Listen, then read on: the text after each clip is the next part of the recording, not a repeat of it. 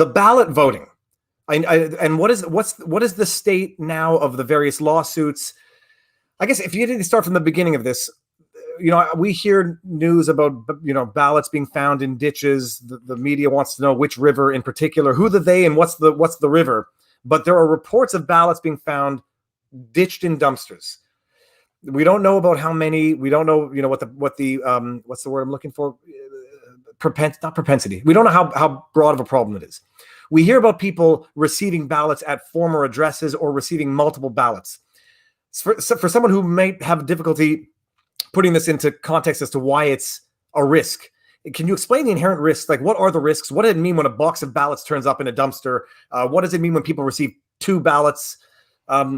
Set aside the cash for ballots, because that's easier corruption to understand. But just like the risks of the mail-in ballot and what's at issue and what the state of the legal proceedings are now, coming that election is a month away. Sure. So historically, the reason why the Constitution didn't anticipate anything like this is because voting used to be public. So that, often it was the town hall format, but everybody would physically go there. There was no intermediary between you and your vote. You expressed your vote. You saw it recorded right there. The Australians came up with the secret ballot, and we created that. Well, there's 2 arguments. One was to make elections more anonymous and protect your speech rights. But in truth, the other arguably was that they didn't like political machines having power. So the way political machines would have powers, when you're walking into the ballot or walking into the election precinct, you'd be given a party ballot. And sometimes it'd be identified by a color or by an animal. You'd get like the rooster ballot or whoever. And this is how political machines organized. They gave you a ballot already marked. You went in and just stuck it in there. This also dealt with literacy issues and other issues. And so by going to a secret ballot, we actually made it more difficult for political machines to organize. Some people liked that. Some people did not. Arguably, it undermined working class political power in the country, but that ship has sailed. So we go to the secret ballot, but still that ballot is done in person throughout almost all of our history. And then 1920s, 1930s, I think, is when we first start getting absentee ballots.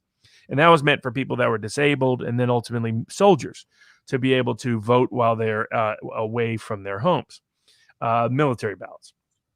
So, and then the absentee balloting system beginning 90s, early 2000s starts to expand into various forms. We start getting early voting, what's called early voting.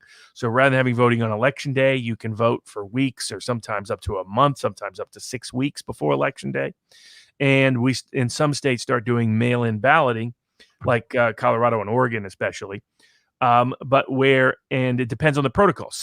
Almost all the states that have absentee balloting, the concern is, instead of you walking into the precinct and putting your ballot right into the ballot box or some form thereof, now all of a sudden you have all these intermediaries to determine whether your expression of will gets represented in the actual counting of the ballots, because now there's the post person who's going to deliver the ballot. And on top of that, there's questions about whether you yourself actually filled out that ballot. When you walk into the precinct, it can only be you that walks into the voting booth. You cast the ballot. Your vote counts. There can't be anyone else in there. No one else can see your ballot. No one else can know who you're voting for. The world doesn't even know who you're voted for. It's purely a secret ballot, anonymous. There's a risk of that not happening with anonymous ballots, because before they give it to the postman, somebody could see how you voted. And someone could, coerce you or blackmail you or bribe you into voting a particular way. So all of those risks went up because you no longer have the anonymity of someone being at the precinct voting in person with the securities and the controls in place. So the Democrats for this election used COVID as the pretext to want to do massive mail-in balloting. The first thing they wanted to get rid of was the people voting in person. There used to be limitations, and there still are in a lot of states, on absentee balloting that says only certain people can request it. You have to qualify for it. And the reason for that is they wanted to keep absentee balloting to a minimum and wanted people to vote in person.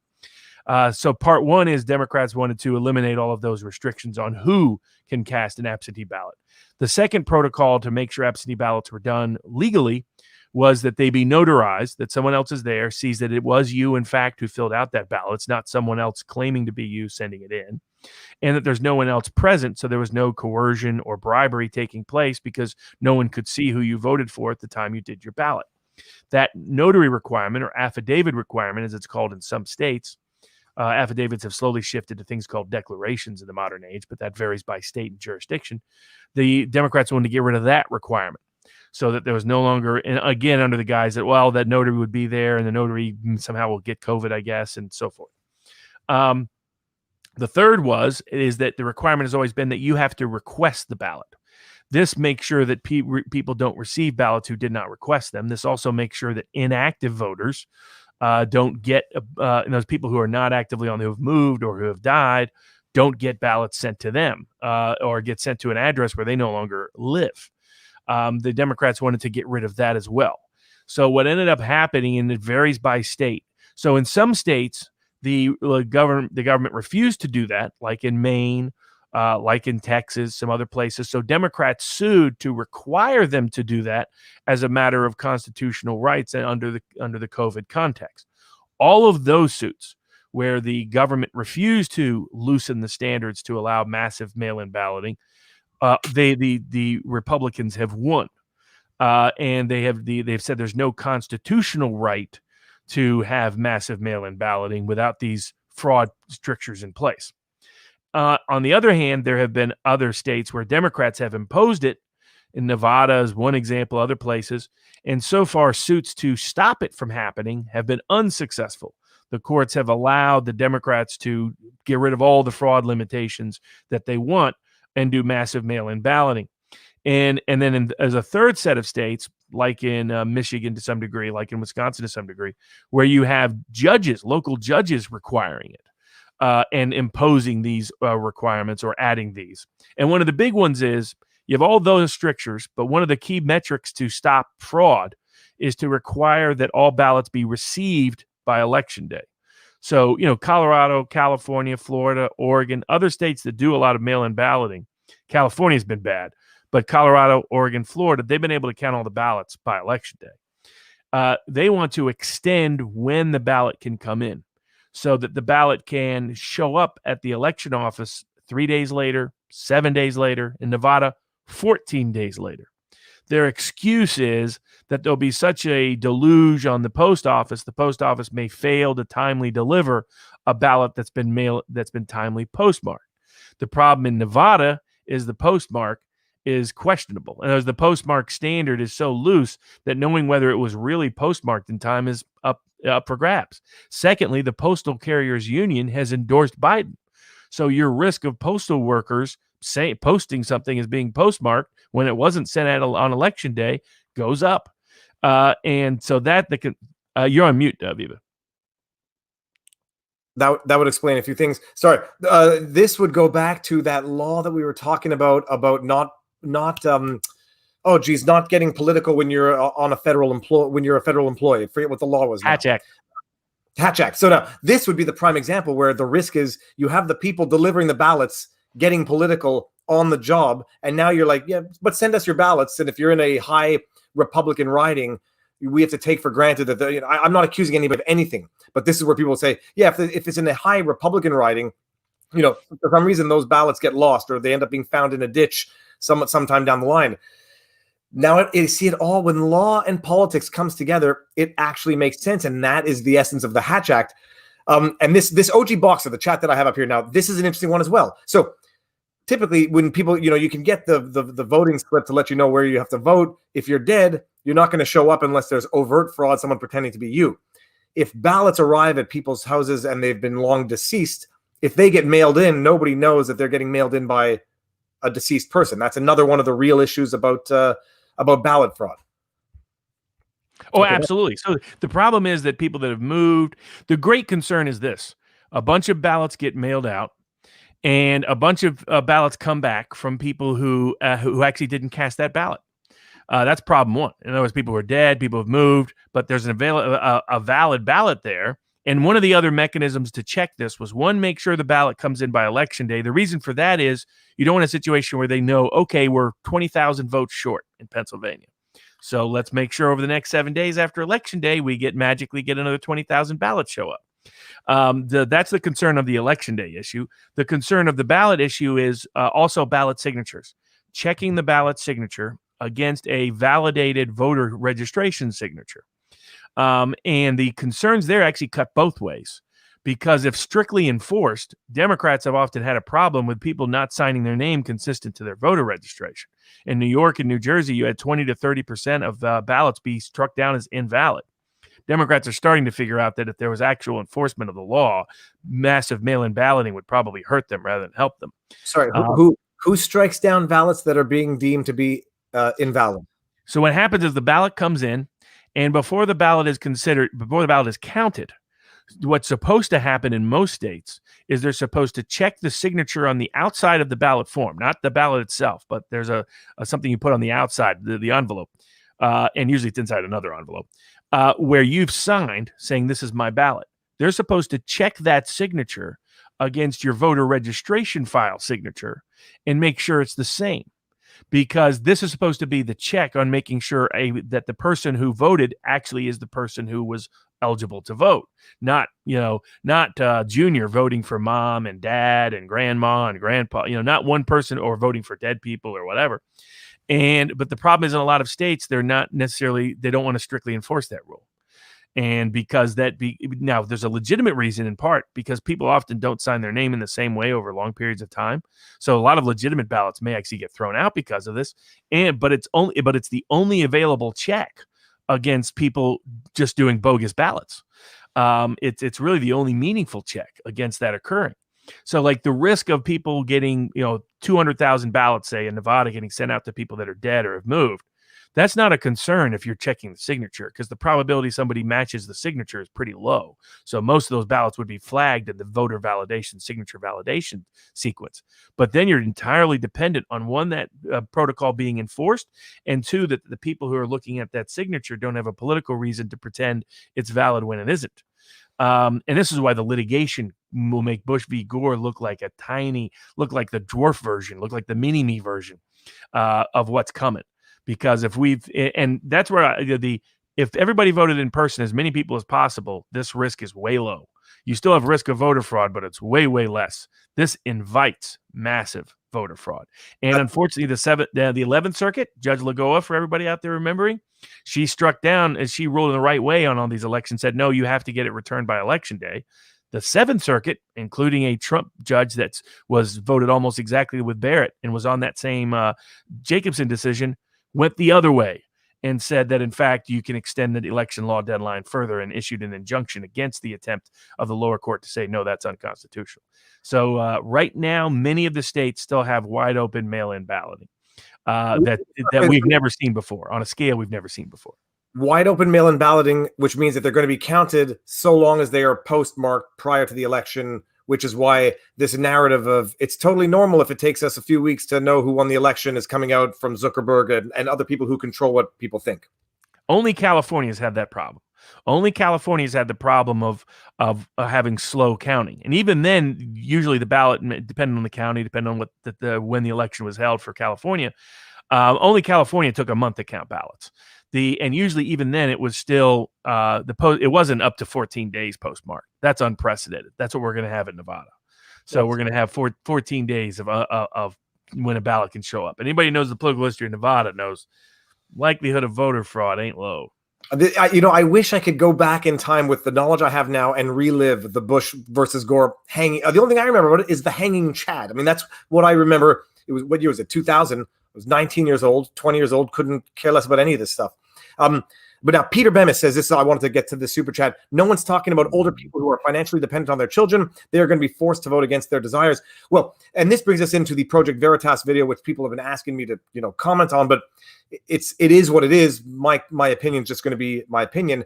But what we see in that video, which is people basically just being paid for their ballots and sign it this way and here's a lunch and here's money, whatever.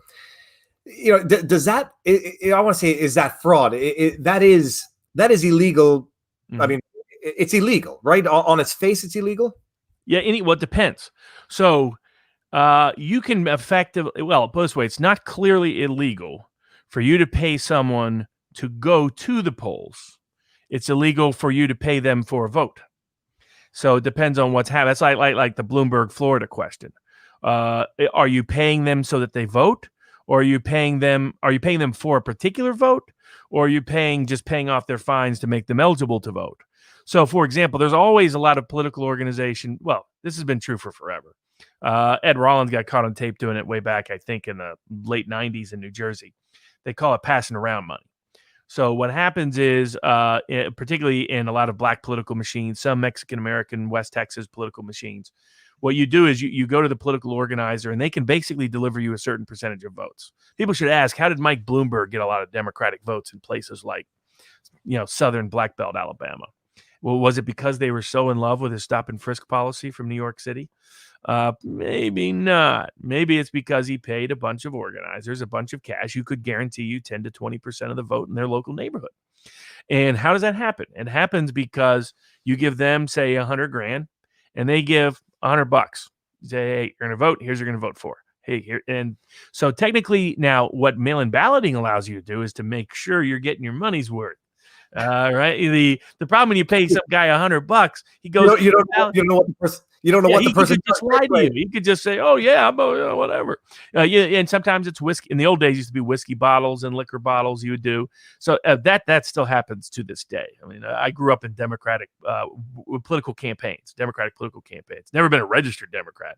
I would say I leaned Democrat up until 2015, but it was mostly politically agnostic since 1994. Bill Clinton educated me on that. I was an intern in the White House for Bill Clinton. No, I did not meet Monica Lewinsky, which is always the second question asked. But I did know that she didn't get her job legit because no intern ever had since Diane Sawyer. So as soon as I found out she had a job, I was like, oh, Billy boy. I got some other stories about Billy Boy for another day. Another stream entirely. Incidentally, I wish I could go live through that again with the knowledge that I have today. I was 13 or 14 when that happened, I think. Yeah, I was in DC for part of that. Ended up accidentally in some stories that some books that got written. I was a kid. I got a lot of stories from that. But yeah, maybe we one of those Campfire. The guy that had the idea that me, you, Viva, Nate, and Uncivil and Nate do a little special edition Campfire little thing. We'll see. The borders have to open up before we can do that. I'm just going to bring this one up. Terry Ebert Mendoza, just in case he's still watching, show me some more love for Viva and Barnes. You can hit $100. Mine only goes to $99.99. Thank you very much. Either way, I hear noise. I hear someone coming down. I hear two people coming down. Okay. Let's just see. I think we covered. Oh, here's some Harry. The guinea pig. And here is another kid. Here's another.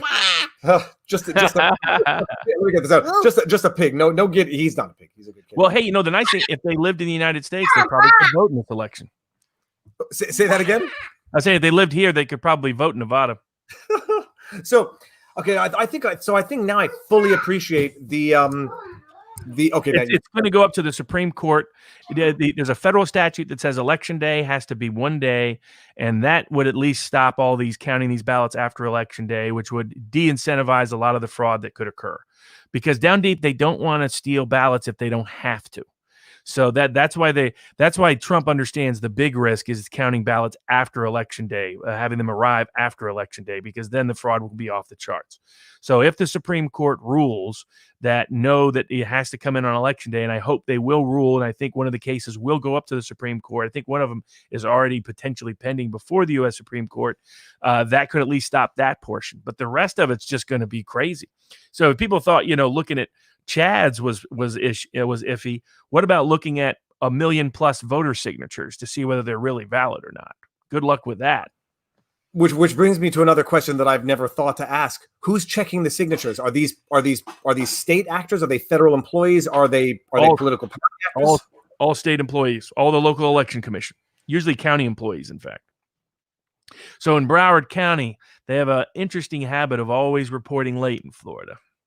So folks should look up Broward County corruption elections and see what percolates up. But imagine what happens in Broward County times 10 in some of these other areas. Like there's a reason why Trump called out Philadelphia. Philadelphia is going to be a problem. Detroit's going to be a problem. What you have is Democratic governors and Democratic political machines in vote-rich areas that could steal a lot of ballots and have a long history of it. That's how Daley did it in Chicago for John Kennedy, and that's why John Kennedy was president instead of Richard Nixon. So where we had the hanging chads in 2000, now we're going to have like whether or not the IDs, the signatures sufficiently matched to be counted. That's going to be the discussion this time around? And then if they allow ballots to come in after election day, then it's going to be whether the postmark is valid or not. So there's going to be postmark issues. There's going to be valid, but the big one will be valid signature issues, and we'll see how it goes. And now, Alyosha says, don't roughly half the states have voter ID laws? Yes, but several don't. But the voter ID law doesn't matter if you're not requiring an affidavit, a notarized affidavit for the signature. What acts as the voter ID is solely the signature. And what happens if you have very loose or no standards for those validating the signatures? And I have a hard time believing that they have the staffing to validate this number of signatures. What's going to be the criteria for establishing whether or not a signature matches? Especially, I imagine the one on the voter roll. How does it get there? Is it digitized or is it a physical signature? Well, here's the other thing: it's usually a physical signature, but sometimes it depends. In some counties and states, it's purely digitized now, and some they actually have the old physical signature. The other issue with it is, here's the risk. The risk is where all the ballots could be stolen are going to be controlled by local Democratic political machines, because that's the voter-rich areas in these swing states, and with a history of voter corruption, voter fraud. So you're going to have a Democratic Philadelphia state county official determining whether or not a ballot counts from a precinct they are likely going to know is a 90% Democratic precinct. So how strictly are they going to impose those standards? Okay, so W. McMaster says, Viva, my super chat asked Barnes how individual states control the federal election voting rules. They control them all because our federal elections are actually just state elections. So now there's a federal law that says elections for federal office all have to happen on the same day. So that's an existence of a federalized standard that all states are supposed to apply to. But clearly they're not applying to them right now, or they're interpreting them to only require a postmark rather than delivery or receipt. But we have always been a confederate. We're the United States of America, not United America, as I always tell people that talk about the popular vote. We don't have a popular vote. We have 50 states that get together and vote. And I get corrected on this all the time. It is not a democracy. It's a constitution. What is it? A constitutional republic? People like to use that phrase, constitutional republic. I call it a constitutional democracy, but it's a combined amongst the states. I know what people mean. People mean that there's all these checks on power and so forth. But a lot of what they defined as a republic at the time, we have since abandoned. We no longer require virtue as a condition of citizenry. We no longer require race or gender as a condition of citizenry. Property holding is a condition of citizenry. Having a skin in the game is a requirement of citizenry, etc. So it's less and less like what people think of as a republic, at least from a political science perspective. You can make a good argument that we're still along those ways, but I think of us as a constitutional democracy. But it's a confederation of states. So that's where power originates. That's where our elections have. We're a bunch of 50 states that are together. It's like all the different countries of Europe and the EU. All right. Now, by the way, one thing I do realize when 10,000 people comment at the same time, it blasts all of the super chats off the screen and I can't get back to them. Craig Leno 514 says, will Barrett be on the court in time to decide the case involving ballots after election if she is confirmed? And if so, what are the odds of Roberts and Barrett ruling that it is impermissible? I think Barrett was, I do believe that she was picked because she was on the Bush v. Gore team. She was one of the lawyers that was part of that team.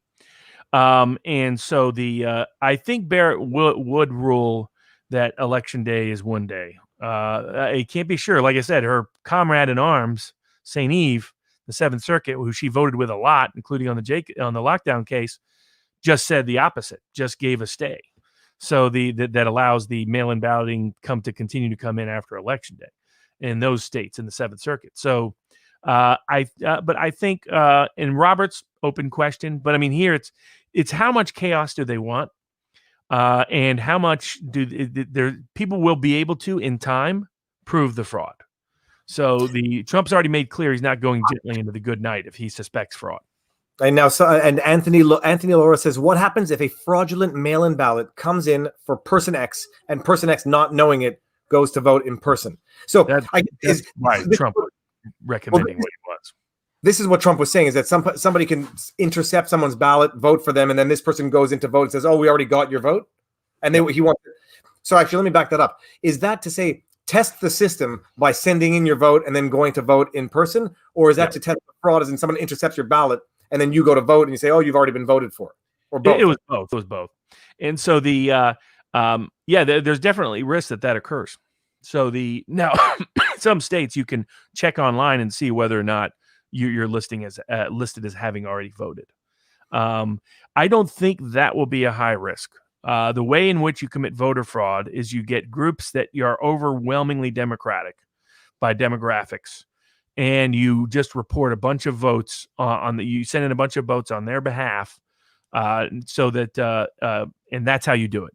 You don't take the risk. Republicans would have a much harder time doing voter fraud. They could still do it. In fact, they got caught doing it in North Carolina, again using mail-in balloting to do so just in 2018. Though that was about a political consultant doing it against other people. But it's always high risk, but it's much easier to get away with in Democratic circles, because how do you there are ways. The objective metric to watch is going to be to watch unusual turnout tendencies. So if we see, like, the states that don't have these kind of loose standards, if we see, say, African-American precincts, for example, turn out at 90% of the 2016 level, and yet in Philadelphia they turn out at 225%, well, so that it will be hard for them to hide the scale of the fraud. They really can commit fraud within a point. If the election's within a point, more than a point, hard to do it, not get caught. It's very interesting. I mean, it is fascinating. What's especially fascinating is if you need to know how many ballots you need or how many votes you need in certain districts, and then you can find them, and that's why Trump is obsessed about all ballots being counted on election day. Well, it makes go way up if they allow them to come in afterwards. At least I understand the rationale. Everyone's going to say, well, it's an exaggerated fear. But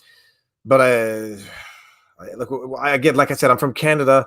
We vote in municipal elections. You have to have 2 pieces of ID and a piece of paper basically saying you live at the address that's on your ID. And nobody complains. It seems like common sense. David DeKaiser says, and I think the answer to this is a big fat no.